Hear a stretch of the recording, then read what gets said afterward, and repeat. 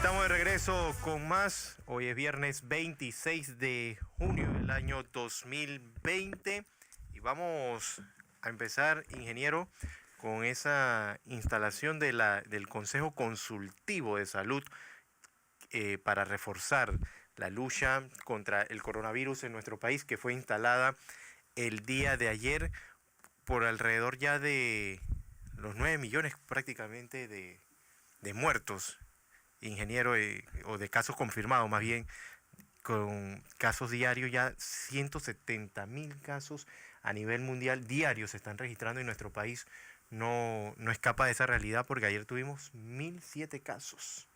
Buenos días, ingeniero. Buenos días, buenos días a toda nuestra audiencia que nos sigue por KW Continente y por Canal 21 en Next TV. Oiga, Solí, mire las cosas que están pasando. Primero, quiero enviarle mi solidaridad a Roberto Mano de Piedra Durán y a Wampi, Sí. que son, digamos, voy a usarlo como ejemplo, dos luchadores, dos hombres, uno en el ring, otro en el ring de la vida, con esa fuerza que Wampi tiene para hacer sus cosas y que Durán tiene. Bueno, Durán salió positivo, está hospitalizado, y hoy Crítica pone una cosa que lo dice todo. Cholo, sácale la M al virus. Todos estamos contigo, Roberto, todos estamos con los que han sido golpeados por el virus, y también enviarle nuestra solidaridad a las personas que han perdido a sus seres en esta pandemia en nuestro país y en el mundo, en particular en Panamá, porque yo quiero que ustedes conozcan muchas de esas historias dolorosas de tener que perder un ser amado y sin poder estar a su lado. Conocí, ingeniero, la de un amigo muy cercano a la casa que perdió a su mamá y contaba que por prácticamente 4 días no la pudo ver. La llevó al hospital, pero no la pudo ver durante esos 4 días, y ahora solamente la toca ir a retirar, tampoco sin despedirla como debe ser. Y es por eso que quiero felicitar a TVN, que comenzó la campaña de a reconocer la cara de los que han muerto. Ayer hicieron parte de ese reportaje, porque de esas personas que han muerto, 564 no son estadísticas, son seres humanos, y detrás de ellos, de cada uno de ellos hay una historia, y hay que contarla. Felicito a la televisora, colega. También quiero felicitar a CER TV, que ayer presentó un programa a las 7 de la noche, con dos periodistas, Álvaro Alvarado y Torrijos, en la que presentaron los 3 dirigentes de la oposición del partido, perdón, los 3 dirigentes de los 3 partidos más grandes del país. El Partido Revolucionario Democrático, en representación estaba Pedro Miguel González; el Partido Panameñista, cuya representación estaba José Blandón Figueroa; y el Cambio Democrático, que estaba Rómulo Rux. Una emisora estatal es un buen ensayo, es un buen ejemplo de democracia. La televisora CTV debe ser como la PBS de los Estados Unidos, Public Broadcasting System, en la que todo el mundo tiene derecho a opinar. A opinar. Y eso fue es bueno. Y fue un interesante programa. Los 3 coincidieron en algo: que es necesario la unidad para salir de esta crisis, dentro de los matices y de las divergencias que son normales en los colectivos políticos cuando son de oposición y de gobierno, y de entre oposición por la percepción que cada uno tenga de la realidad y a qué grupo quiera beneficiar. Pero fue un ejemplo, y quiero felicitar a CER TV por eso. También vuelve Daniel Delgado Diamante a escribir. Aparece una columna de él en La Estrella de Panamá. A la brega nuevamente por Panamá, dice Daniel Delgado. Se los invito a que lo lean. Una análisis de cómo el coronavirus ha puesto en evidencia la disparidad social que hay en este país. Vuelve la pluma de Daniel Delgado, que actualmente es el secretario general de la Caja del Seguro Social, que hacía como 1 año y medio se había perdido. Bueno, está en La Estrella de Panamá para lo que lo quiera leer. Veamos ahora mismo qué está pasando en el mundo antes de mirar lo que nos está pasando a nosotros, José Luis. A nivel internacional, nosotros podemos destacar que hay 9.700.000 personas en positivo. Los cálculos de las organizaciones internacionales y de las principales universidades nos hacen prever que por allá por el lunes o martes estaremos sobrepasando los 10 millones de positivos. Y tenemos 492.000 personas que han fallecido por este virus a nivel global, y vamos a sobrepasar el 500.000 durante viernes, sábado y domingo, lastimosamente. Los Estados Unidos tiene 2.5 millones de contaminados con las... Depende, usted va a encontrar uno que le ponen 2.300.000, otro. Nosotros estamos usando una sola fuente y esta nos ponen 2 millones. Y al final se van... Sí, y tuvo ayer cifras récord también Estados Unidos en contagios. En contagio. Y 126.000 muertos en los Estados Unidos. Y aquí hay dos proyecciones. Una con máscaras y otra sin máscaras. El uso de la mascarilla de protección. Si los Estados Unidos continúa como está, sin usar la máscara como una obligación de la gente, para octubre 1 de este año podrían morir cerca de 180.000 personas. Si usaran la máscara, el modelo revela que esa cifra bajaría a unos 30.000. Ahí está una gran diferencia. Una de las variables de combatir a través de medidas de prevención, de contención del virus, es el uso obligatorio de la mascarilla. Donde usted vaya a caminar, vaya a comprar, vaya a correr, pero no ponérsela y pasársela a la barbilla, ponérsela a la garganta. Ese no es para la garganta. Eso es para taparse la boca y la nariz para que usted evite el contagio si lo tiene y es un positivo sin síntomas, asintomático, y protegerse usted de otro que sea positivo. No, o sea, cuido y nos cuidamos. Exactamente. El caso más grave lo tenemos nosotros en Brasil, en donde ese resfriadiño que hablaba el señor Bolsonaro, que ahora se encuentra entre la espada y la pared, ya va por 1.232.000 de positivos en Brasil, con cerca de 55.000 muertos, con estadísticas que todo indica que están subestimadas en su cantidad. México lleva 25.000 muertos. Fíjese la pandemia en nuestro continente. Colombia con serios problemas en rebrote, Perú, Ecuador, Chile, Brasil, Centroamérica, desde Costa Rica, Nicaragua, Honduras, Guatemala y el propio El Salvador y México, constituyen la región hoy, que es la región, digamos, de mayor contagio. Y de entre ellos está Panamá. Nosotros aparecemos como una de las áreas rojas dentro del continente, por lo que está ocurriendo. Ahora le doy las cifras. Le voy a pedir a Noemi que tenga las gráficas. Y fíjense las cifras que le voy a compartir. Ayer nos dijeron que el total de casos positivos es de 29.037, con 1.007 personas declaradas positivas. Y fíjense lo que le voy a decir. Aunque hubo una cantidad récord de muestras realizadas, porque hicieron bastante.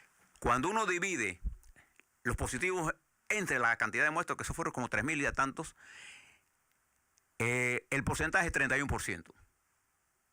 Lo que les quiero decir a ustedes es que es el porcentaje de lo que nos interesa. Nosotros nos hemos mantenido por encima del 30 al 32% de forma consistente durante los últimos 15 días. Entonces, todos aquellos que le digan que cuando es porque hay más muestras es que por más casos, sí, en términos absolutos es cierto, pero cuando uno lo mide en términos relativos, que es como lo tiene que medir, entonces nos damos cuenta que estamos realmente con una infectación más allá de nuestra capacidad. Ahí mire lo que le muestra la lámina que tenemos al frente. La lámina esa es la proyección exponencial. ¿Ella qué nos está diciendo? Al final de la lámina, fíjese la gráfica. Al final de la gráfica usted va a darse cuenta que la línea exponencial es sobrepasada por los casos reales. Eso puede pasar igual que puede bajar, pero la tendencia se va a mantener igual. Es la primera vez en que nosotros tenemos una cosa como esta, que la línea exponencial es sobrepasada en algunos puntos de la curva por los casos reales. Podemos decir con certeza estadística, ahora sí, porque el R cuadrado de todas las curvas que tenemos está por encima de 90, 0.9, de que vamos a seguir creciendo en estos días. Y las proyecciones nos indican a nosotros que si no hacemos cosas importantes, vamos a tener una situación que va a afectar la capacidad hospitalaria nuestra. Si me pasa la otra lámina donde tenemos, les voy a mostrar ¿Qué es lo que les quiero decir con esto en las láminas siguientes? Fíjense que cuando vemos el comportamiento de las hospitalizaciones de pacientes de COVID-19 según servicio y línea, la tendencia lineal nos indica a nosotros que los pacientes en sala y los pacientes... Se me cambia la línea, la gráfica. La otra gráfica, por favor. ¿Cuál es el problema de este crecimiento exponencial? El peso que esto va a tener sobre el sistema de salud pública, vale decir, los hospitales públicos y privados. Entonces uno tiene que mirar... Ahí está. Ahí está exactamente. Observe bien esa gráfica, ahí la línea superior nos está indicando los pacientes en sala. Y la línea inferior, los pacientes en unidades intensivas. Observa el principio, ¿no?, de esta medición, aparece ahí, y observa el final. Observe que cuando usted suma, al final mire la brecha cómo se ha abierto. ¿Qué quiere decir eso? Que el aumento de hospitalizaciones, y aunque se mantenga casi estable, estamos creciendo en cuidados intensivos, está poniendo presión fuerte a nuestro sistema hospitalario, a nuestro sistema de salud pública. Esta es la presión que usted ve. Por eso que esta curva es importante que usted la mire. Y cuando miramos la línea que la cruza, que es la línea de tendencia, nosotros podemos decir que seguiremos creciendo, no con precisión estadística, con certeza estadística, pero sí la tendencia es al alza. Fíjese, la línea recta va en ascenso. Y entre más amplia sea esta brecha, entre más grande sea, nos está indicando a nosotros que nuestros hospitales, que nuestro personal... Acuérdense que la unidad de cuidado intensivo no es que yo compre y traiga más unidades de cuidado intensivo, el problema es el personal. Los médicos especializados en salas de cuidado intensivo están escasos en Panamá. Entonces, si mira la otra lámina, se dará cuenta entonces también cómo la letalidad... ¿Ya está ahí? Sí, ahí está. Okay. Sí, observe esta otra lámina. Aquí lo que quiero medir son el comportamiento de los casos y defunciones acumuladas por COVID-19. Y fíjense que la tendencia exponencial. Arriba están los casos positivos. Y observen esta lámina con cuidado.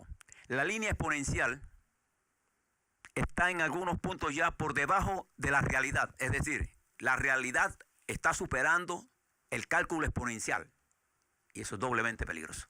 Acuérdense que son cálculos matemáticos. Esto nos está indicando a nosotros que el R de expansión del virus, el nivel de reproductividad del virus, se encuentra en ascenso. No ha bajado al umbral por debajo de 1, en donde nosotros tendríamos entonces menos presión sobre el sistema hospitalario. ¿Por qué le planteo esto? El reto, ayer yo le decía al ingeniero Mezquita, que tuvo la cortesía de conversar con nosotros y con ustedes en la mañana de ayer, que la salida de la ministra Turner deja este juego en esta situación. Entonces hay que hacer un relevo para tener la capacidad de poder hacer un análisis en la tranquilidad de buscar la verdad científica, no la verdad de las redes. Las redes se han centrado en si el presidente tiene o no la capacidad de cambiar los ministros. La Constitución de la República de Panamá es clara, es una facultad del presidente de la República remover a los ministros cuando él quiera. Y no dice, el presidente tiene que dar en las próximas 24 horas una explicación. No dice nada de eso. Es una facultad constitucional que tiene el presidente. Cuando usted elige un presidente, usted le otorga esa constitución. Por eso que este es un régimen de democracia representativa. Él representa el poder de nosotros. Y aunque al final el soberano es el pueblo y tiene el derecho de exigir explicaciones, el presidente tiene el derecho constitucional de actuar. Y estos números indican que él actúa en el marco de poder establecer un equipo de relevo que mire esta situación ahora con una nueva perspectiva. Yo le voy a poner algunas. El crecimiento de las hospitalizaciones y del cuidado intensivos. Y el crecimiento de la fatalidad, particularmente en las áreas de 60 años adelante, nos implican a nosotros la necesidad que nuestros epidemiólogos le presten atención a esto. Y los modelos que se están ocurriendo en el mundo nos indican que las medidas de protección, las medidas de mitigación para enfrentar el virus, porque mientras no tengamos vacuna y no tengamos cura, lo único que podemos hacer es combatir mitigar la acción del virus. Una de esas es las mascarillas.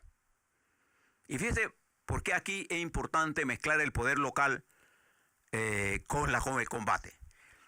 Si es la mascarilla, por ejemplo, nosotros tenemos en las zonas indígenas excelentes hombres y mujeres que saben de costura. Ellos pueden hacer sus propias mascarillas. Entonces demos los contratos a las comunidades indígenas para que hagan sus mascarillas de tela. Y demos los contratos a las amas de casa de nuestro interior, que son excelentes costureras, para que produzcan mascarillas nacionales. Y los involucramos en la lucha contra el coronavirus y además producimos un nuevo ingreso. En vez de estar comprando mascarillas al extranjero, hagamos que nuestro interior produzca mascarillas y ayudémoslos a ellos. ¿A través de quién? De la Junta de Salud, de la Comisión de Salud, y donde necesita, a través de la Junta local, a través del poder local.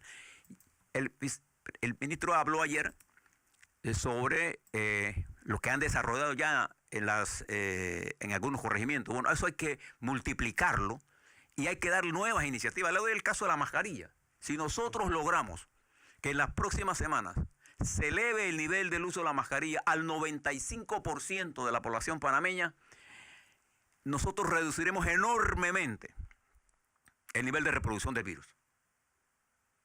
Pero para hacerlo, nosotros tenemos que buscar mecanismos en que la gente tenga conciencia. Y uno de esos mecanismos es hacerle visible al pueblo también la cara de los muertos, para contar su historia, no en el sentido de la forma dramática, sino que ellos son personas que la gente extraña y que eso le puede pasar a usted. ¿Se da cuenta? Y por eso estos números, y se ha creado un comité, ¿cómo es que le llaman? Un comité consultivo, que es importante, y sería bueno que el presidente considere incluir en ese comité consultivo especialistas en epidemiología. El doctor Brandari, por ejemplo, que fue ministro de Salud, aparte de ser un excelente médico, él es también un médico epidemiólogo. Necesitamos en ese comité tener infectólogos. Y ese comité debe tener no solamente la Secretaría de Ministerio, sino debe tener un equipo de análisis estadístico que vea los modelos de pandemia y además los modelos de información que vamos a diferir a cada uno de los corregimientos. Tenemos que hacer cosas diferentes y la cosa más importante es elevar el nivel de conciencia de nuestro país. Algunas cosas que están pasando, tengo un par de minutos todavía, José Luis. Mira las cosas que están pasando en el mundo. De acuerdo a las proyecciones con respecto a la pandemia, los niveles de infectación o de positivos en el mundo se han incrementado considerablemente. Usted dio una cifra de casi 175.000, dijo usted, sí, ¿no? Diarios. 170.000. Bien. Pero además de eso, usted mira en los Estados Unidos, la apertura prematura ha afectado terriblemente ¿a quién? A la Florida, a Texas y California, los tres estados más grandes en términos poblacionales y también en términos territoriales de la Unión Americana. Y además de eso, más de la mitad de los Estados Unidos han visto un rebrote. Pero el presidente de los Estados Unidos se encuentra en estado de negación. Ayer los Estados Unidos tuvo uno de los días de mayor casos de este rebrote, que eso ha llevado a la Unión Europea a reconsiderar en su apertura nueva aérea, no permitir que ciudadanos norteamericanos viajen a Europa en este escenario. Pero además de eso, las proyecciones que se están haciendo en materia económica global indican que el decrecimiento de la economía será más drástico de lo pensado. El nivel promedio se estima en 9% de caída del Producto Interno Bruto global. Hay países que serán afectados duramente, entre ellos los Estados Unidos. Y cuando el mundo desarrollado se contrae, nuestra economía también se va a ver afectada. Entonces aquí es donde esta necesidad de entendimientos cobra mayor interés. Observe la campaña en los Estados Unidos. El 3 de noviembre son las elecciones en los Estados Unidos. Si hoy fueran las elecciones, el presidente de los Estados Unidos perdería en forma dramática, pero no son hoy. Y el presidente de los Estados Unidos ha vuelto a una estrategia de confrontación, de ir a sus bases para motivar sus bases y después ir a las capturas de los independientes. El problema del señor Trump es que la economía no va a crecer tan rápidamente como él cree y el COVID está mostrando los números dramáticos de los Estados Unidos. Entonces él lo que hace es echarle la culpa a China. Y fíjese los niveles de racismo que hay en los Estados Unidos. Ayer en Wisconsin, una joven atea Bernstein, una muchacha de 18 años negra, venía en su carro, fue interceptada por 4 blancos que arrojaron un líquido sobre su carro y después le prendieron fuego al carro. La joven quedó con serias quemaduras en la cara y en el cuello. Para los que vivimos la época de antes de los derechos civiles, a mí me tocó estar en el sur de los Estados Unidos, por allá por el año 63. Este tipo de racismo no se había visto en tiempo en los Estados Unidos, porque esto es típico del Ku Klux Klan, que colgaba a los negros, los quemaba, a los jóvenes. Y en ese estado, los Estados Unidos están en una situación bien complicada socialmente. Y si ellos están así, y si ustedes vieron esto en Italia, si ustedes vieron en España lo que está pasando, si usted ve en el mundo, nosotros no estamos ajenos a eso. Fíjense lo que pasó en Chile, aquí al lado de nosotros, lo que está pasando a diario en Colombia con asesinatos de dirigentes. Entonces nosotros tenemos que mirar el mundo para entender que a nosotros nos quedan 2 caminos. El camino del entendimiento nacional o el camino de la confrontación nacional. Hay quienes interesadamente nos quieren llevar a la confrontación nacional alegando teorías de derechos que no le ha dado la Constitución o alegando que hay que ser transparente sin ellos ser transparentes y a través de un mensaje de odio. El mensaje de odio que usted ve en las redes sociales en Panamá provoca eso, ira, falta de entendimiento. Entonces nosotros tenemos que entender que estamos frente a una situación explosiva. Esto que está ocurriendo en los Estados Unidos con la población negra de los Estados Unidos, la población blanca, la población hispana, está creando a nuestro punto de vista una de las democracias más estables del planeta. Y la otra era Chile, con un pueblo más educado políticamente que nosotros. Mire la explosión que llevó esto por un aumento de 3 centavos en el pasaje. Entonces no provoquemos lo que después nos vamos a poder contener. Ya suficiente sufrimiento hemos pasado durante estos días terribles de pandemia para no buscar un nivel de entendimiento. Y es por eso que yo llamo a la reflexión, particularmente porque el próximo miércoles el presidente Cortizo llegará a uno de sus momentos más cruciales de su historia, que es su primer año termina en medio de las dificultades más complejas y ciertamente con factores externos, pero también ciertamente con factores internos. Por 10 meses su partido no ha podido tener la claridad de buscar un acuerdo con el gobierno en medio de esta situación. Entonces no podemos seguir así, porque el camino que nos queda es el camino de la anarquía. Y recuerde lo siguiente, en la mesa de negociación ganamos todos. En la anarquía perdemos todos. Se retiraron 3 centrales obreras de la mesa de diálogo tripartita, 3 importantes centrales. Y eso no es bueno. Tenemos que hacer un esfuerzo enorme por reconstruir la mesa del diálogo. Porque lo que estamos viendo en el mundo y lo que viene es peor. Porque a la pandemia ahora se va a unir el desempleo y la pobreza, que ya estaba en niveles serios en el mundo y que estaba creando unas 2 sociedades, los que tienen muchos, los que se mueren de indigestión y los que se mueren de hambre. A la vuelta vamos a hablar sobre Panamá, sobre algunos otros temas de nuestro país. Arrancó el proceso contra el señor Juan Carlos Varela. El juez de garantía certificó que las pruebas que la Fiscalía tiene son válidas y entonces la Fiscalía ahora tiene el camino para seguir con el proceso. Eso es una de las cosas que vamos a ver a la vuelta, los cambios de gabinete, dónde estamos y hacia dónde vamos en el próximo año.